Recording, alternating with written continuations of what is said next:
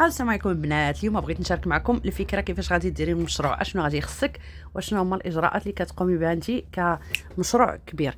اول حاجه البنات، واحد الحاجه كتكون هي فاش كديري مثلا تخطيط المشروع، خصوصا مواد التجميل، مواد التجميل الطبيعيه، ولا مثلا بغيتي ديري التخصص ديال الكوسميتيك هذا بصفه عامه، كتكوني دايره واحد الخطه ودايره واحد البلان ديال حاجات ضروريه في المشروع باش ينجح. اول حاجه البنات كتخدمي على لي ماشين باش كتخدمي الزيوت مثلا، ولا كطحني حبه البركه ولا السمسم ولا اي حاجه. ثاني حاجه البنات اللومبالاج اللي اغلبه خصو يكون زاج في الزيوت، وتكون الزاج اغلبه ما باينش، يعني ما كيدخلش ليه الضوء وما كيضربوش الاشعه الشمس. اللومبالاج اللي كيلعب واحد الدور بزاف مهم. كتكون مثلا الناس اللي كتشري، الزبائن اللي كتشري تتكون ديك العلبه مثلا مريحه، طريقه باش كتستعملها وكتضغط مثلا باش تخرج الزيوت، كتكون حتى هي براكتيك، يعني ما كتلقاش صعوبه باش تخرج المنتج وتستعمله. الحاجه الثانيه البنات، الحاجه الثالثه اللي مهمه بزاف كذلك، هي مثلا لي ماشين باش كتخدمي. كتكوني متواصله مع الناس، راه كاينين تيبيعوا بالجمله في المغرب. كتوصلي كذلك مع الناس اللي كيديروا لومبالاج، كاينين في كازا، كاينين في مدن، المدن الكبيره. كتكوني صافي تكوني كليانه ديالهم. كتخدمي على انك مثلا الا شريتي 20 50 قرعه راه كيكون عندك واحد التخفيض في الثمن. خصك تبقاي تسولي على هذه القضيه. مثلا شريتي 10 القرايه ماشي هي بحال شريتي 50 50، راه ماشي هي اللي شريتي 200. الحاجه الثانيه الثالثه اللي مهمه بزاف بزاف هي لي تيكيت، اللوغو. كيفاش التيكيت كتخدم في المشروع؟ مثلا الكونتاكت اللي كديري بالناس اللي كيديروا اللوغو تيكونوا لازم يكونوا بروفيسيونيل في هذا المجال، ولازم يقسموا معك كل خطوه كيديروها معك في هذا التيكيته باش تخرج. فاش كتكملي اللوغو راه ضروري غادي تمشي للخطوه الاخرى، هي المطبعه. المطبعه اللي حتى هي خصك تكوني تشوفي هاد الناس وتهضري معاهم وتشوفي يعطوك واحد ليكزومبل، يعني واحد تيكيتا يصايبوها لك ولازم انت تمسيها وتشوفيها، لان اغلب المشاكل تيلقاو الناس اللي تيديروا تيكيت كاينين مطبعات ماشي بروفيسيونيل، كيكونوا مثلا كيخدموا بمداد رخيص. تكوني مجبره انت فاش كتخرجي باش تلصقي التيكيت تيبقى لك المداد في يديك، ولا تيكون واحد الكومبليكاسيون في هاد الامور هادي. من الاحسن اي خطوه كديريها تكوني كاتباها. هادو خطوات دزت منهم وغادي بغيت نشاركهم معكم. البنات اللي بغاو يديروا اي مشروع بصفه عامه، بغات دير التيكيته ديالها، اللوغو ديالها، البصمه ديالها في داك، كيفاش تختار التيكيته، كيفاش تختار القرعه، تيلعب دور مهم باش ينجح المشروع. والحمد لله حنا المشروع ديالنا راه سلعتنا راه وصلت كندا، المانيا، ميريكان، اوروبا بصفه عامه، وكذلك في المغرب. وباقي تنقلبوا على الزبائن في دول اخرى، وعلاش لا نكبروا حنا المشروع ما خاسرين والو. وعندي ناس كيدخلوا كيشكروا المنتج. حتى هذه اللي تعبت عليها بزاف، هذه اللي بغيت نفسر لكم البنات اللي بغاو يديروا هذا المجال هذا. قلبي على المنتج، قلبي على الكاليتي. ولا درتي كليان ديالك ما تمشيش تلعبي في الكاليتي ديال الحاجه، ما عندك تقولي مثلا صافي راه بعت انا ودرت كليان ديالي صافي راه غادي ننزل المستوى ديال نبدل تكوينه الزيت ولا التركيبه ديالو، لان الا مشيتي تغيرتي المنتج صافي مشى لك كلشي. هادشي البنات اللي بغيت نقسم معكم اليوم. انتم صافي باص. هادشي اللي بغيت نقسم معكم اليوم. اللي تشرات شي حاجه وعجبتها في التيكيتات ديالنا تعطيني الفكره ديالها، عجبها المنتج كذلك تكتب ليا، عجبها القرايه تكتب ليا، اللومبالاج كله عجبها ولا ما عجبهاش تعطيني الفكره ديالها. غنكون سعيده انكم انتم كتشاركوا معايا الاراء ديالكم اللي مهمين بالنسبه ليا. غادي نبقاو نفرقوا كل الخطوات اللي درت، كيفاش تنجح المشروع وكيفاش غادي يبقى كنجح فيه. حاجه الاخيره اللي غادي نقول لكم هي القضيه ديال التسويق والاشهار، اللي حاجه مهمه. يعني انا شويه تنتعب في هذا المجال هذا، مثلا كندخل الفيسبوك، تندخل الجروبات، كنحط المنتوج، كنحط شنو طريقه البيع، واش تقسيط ولا جمله. يعني الناس اللي كتكون داخله كتشوف داك الاعلان اللي درت. دايره كذلك جروب في الفيسبوك، جروب في الواتساب. الواتساب مثلا احنا في المانيا كنشارك، كندخل لجروبات اخرين في المشارقه، في المانيا كاملها. يعني ماشي التسويق كنبيع غير للجيران ولا الصحابات، انا كنقلب ديما على الاسواق والجروبات، وكنقلب ديما على الزبائن. ما تيهمنيش واش بعاد ولا شي حاجه، نقدر نصيفط في اوروبا، نقدر نصيفط في المانيا. غير التكلفه باش نصيفط من المانيا لاوروبا كتكون بوست غالي. كنفضل الزبونه اللي تواصلت معايا كنعطيها النمره الناس اللي خدامين معايا في المغرب اللي في اكادير، وهما كيشحنوا ليها الكارطون ديالها. اغلب البنات كيشرو عندنا بالجمله، اللي في اوروبا، اللي في الطاليان، اللي في اسبانيا، فرنسا، المانيا، كيشرو عندنا وكيعاودوا حتى هما البيع. هادو هما اللي كنسموهم حنا مندوبات.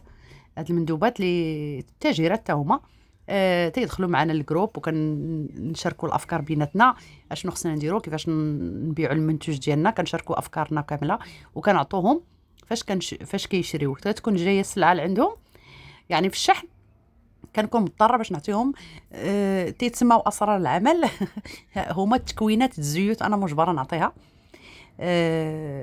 يعني ما تنخاطروش كذلك بالناس بالزبون.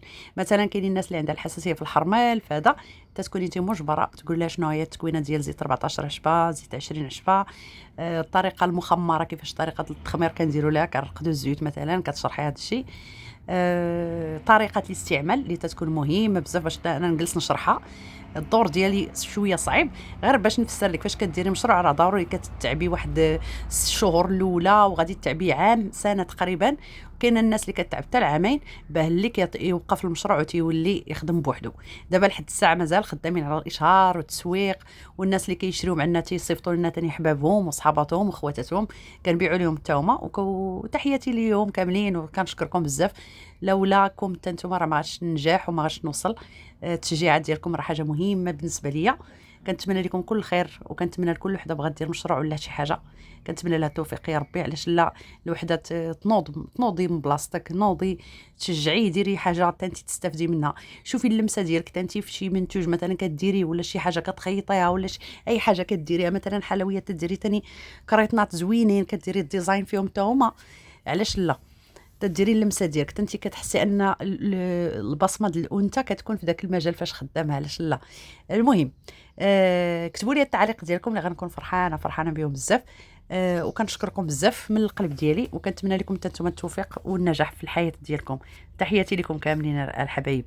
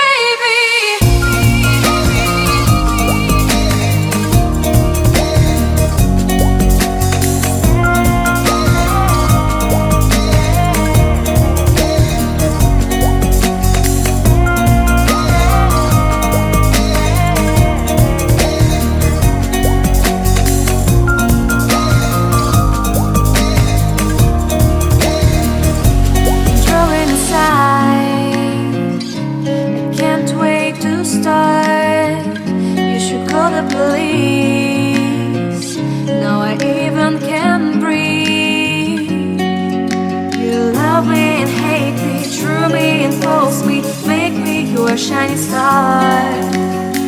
giving, receiving, changing, believing. Only then we could start.